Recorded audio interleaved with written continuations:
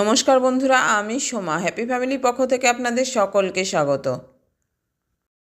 আজ আমি আপনাদের সঙ্গে শেয়ার করব এক টুকরো মিষ্টি কুমড়ো দিয়ে দারুণ স্বাদের রসমালাই তৈরি। আর এই রেসিপিটা কিন্তু বন্ধুরা সম্পূর্ণ আমার নিজস্ব রেসিপি। এর আগেও কিন্তু বন্ধুরা আমি নরম মুড়ি দিয়ে গাজরের পুর ভরা পুলি তৈরি করে দেখিয়েছিলাম। যদিও এখন গাজরের পুর ভরা মিষ্টি আমার অনেক বন্ধুরাই তৈরি করে দেখাচ্ছেন। তো বন্ধুরা, আজকে মিষ্টি তৈরির জন্য আমি এখানে নিয়ে নিয়েছি এক টুকরো মিষ্টি কুমড়ো। মিষ্টি কুমড়ো কিন্তু অনেক ধরনের হয়, কিন্তু আমাদের এখানে পাকা ডিপ লাল রঙের যে মিষ্টি কুমড়ো সেটাই দরকার। এই কুমড়োটার পিছনে খোসাটা আমি বেশ পুরু করে ছাড়িয়ে নিয়েছি। তারপরে এটাকে ধুয়ে একটা গ্রেটার দিয়ে গ্রেট করে নিয়েছি। আর এই গ্রেট করা মিষ্টি কুমড়ো থেকে আমি এক মুঠো সরিয়ে রাখলাম অন্য পাত্রে। এটা আমাদের পরে দরকার হবে। এবার এই গ্রেট করা মিষ্টি কুমড়োটাকে আমি একটা মিক্সি জারে নিয়ে নিলাম।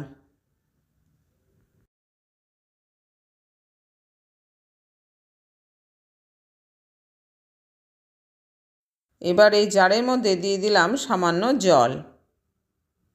এখানে আমি প্রায় হাফ কাপ জল ব্যবহার করেছি। এখন মিক্সি জারে ঢাকাটা চাপা দিয়ে একে আমি পেস্ট করে নেব।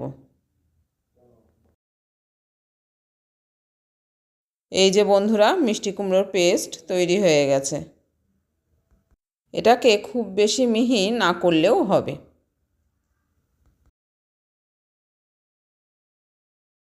এদিকে ওভেনে আমি একটা কড়াই বসিয়ে দিয়েছি।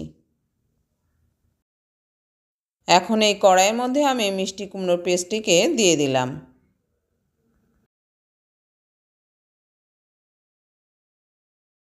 এখন কড়াইতে দেওয়া মিষ্টি কুমড়োর পেস্টটিকে একটু নেড়েচেড়ে দিয়ে এর মধ্যে দিয়ে দিলাম আমি এক বাটি সুজি।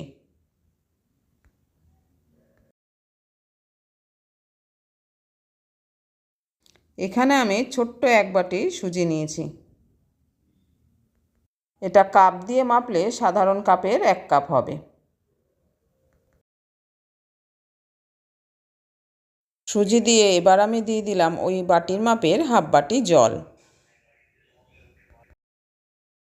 এবার এটাকে বেশ ভালো করে নেড়েচেড়ে মিশিয়ে নিলাম। এখন আমি দিয়ে দিলাম 1 চামচ মতো কেওড়া জল। এখানে গোলাপ জল কিংবা এলাচের গুঁড়ো দিলেও চলবে। এবার দিলাম হাফ কাপ মতো পাউডার মিল্ক। এখানে আমি আমুলের দুধটাকেই ব্যবহার করেছি। এবার একটু নেড়েচেড়ে নিয়ে এখন আমি দিয়ে দিলাম পরিমাণ মতো চিনি।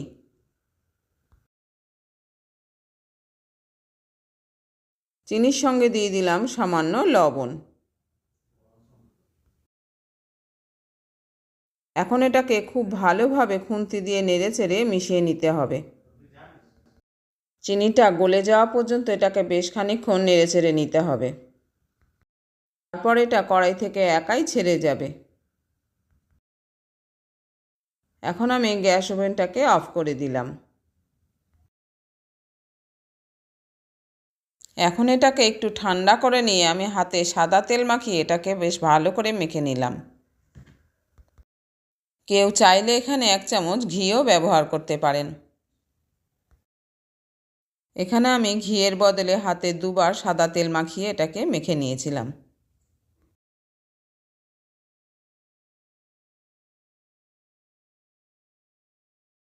এখন এটা সুন্দরভাবে মাখা হয়ে গেছে। এবার এখান থেকে অল্প অল্প করে নিয়ে আমি হাতের সাহায্যে গোল গোল বল তৈরি করলাম। এখানের এই শেপটা যে যার ইচ্ছে অনুযায়ী দিতে পারেন। যেহেতু আমি রসমালাই তৈরি করছি, তাই এগুলোকে আমি ছোট ছোট বল আকারে তৈরি করে নিলাম। এই যে দেখুন বন্ধুরা, কতটা সুন্দর লাগছে এগুলোকে দেখতে। আমার এখানে এক টুকরো মিষ্টি কুমড়ো আর 1 কাপ সুজি দিয়ে এতগুলো বল তৈরি হয়েছে। এদিকে আমি ওভেনে একটা পাত্রে হাফ লিটার দুধ বসিয়ে দিয়েছি। এই দুধটা আমার আগে থেকেই বেশ ভালো করে জাল দিয়ে রাখা ছিল। দুটো এলাচের মুখ ফাটিয়ে এটাকে আমি দুধের মধ্যে দিয়ে দিলাম।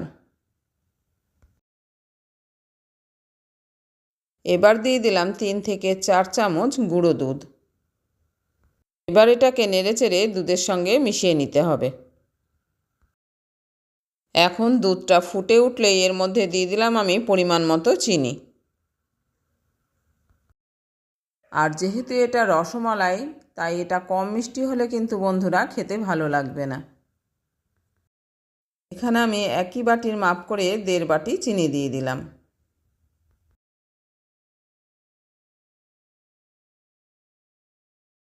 বেশ কিছু সময় পর দুধটা যখন গাঢ় হয়ে যাবে তখন আমি দিয়ে দিলাম গ্রেট করে রাখা মিষ্টি কুমড়োগুলোকে, যেটাকে আমি আগে থেকেই এক মুঠো সরিয়ে রেখেছিলাম। আবার এটাকে বেশ কিছু সময় ধরে জাল করে নিতে হবে। এই মিষ্টি কুমড়ো দেওয়ার কারণে দুধের রঙটা কিন্তু বন্ধুরা একটু চেঞ্জ হয়ে গেছে। এখন আমি এলাচের খোসাগুলোকে তুলে ফেলে দিলাম। এগুলোর আর কোনো দরকার নেই। এবার কুমড়োগুলো একটু সিদ্ধ হয়ে গেলেই এখন দিয়ে দেবো এর মধ্যে তৈরি করে রাখা বলগুলোকে। এই যে বন্ধুরা, এই বলগুলোকে এখন আমি এর মধ্যে দিয়ে দেব। এগুলো কিন্তু শুধু খেতেও খুব সুন্দর। গ্যাসের ফ্লেমটাকে লোতে করে এখন আমি এগুলোকে দিয়ে দিলাম দুধের মধ্যে।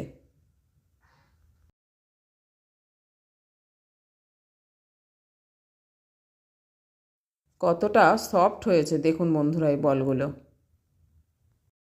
কুমড়োর কথা না বললে কেউ বুঝতেই পারবে না যে এটা কুমড়ো দিয়ে তৈরি।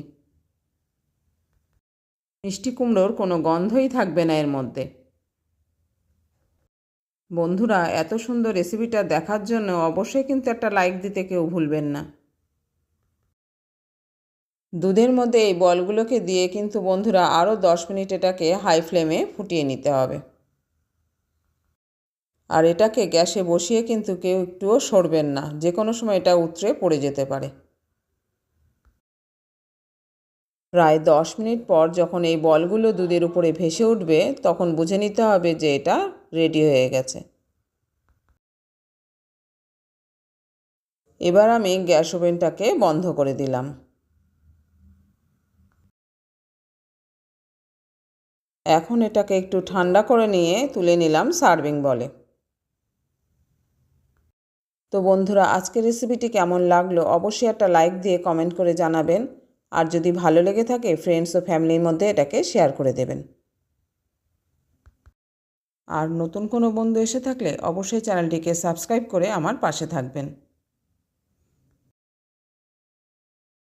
আজ এই পর্যন্ত বন্ধুরা, দেখা হচ্ছে পরের ভিডিওতে অন্য কোনো রেসিপি নিয়ে। আপনারা ভালো থাকবেন, সুস্থ থাকবেন। আর আমার সাথে এতক্ষণ থাকার জন্য আপনাদের অসংখ্য ধন্যবাদ।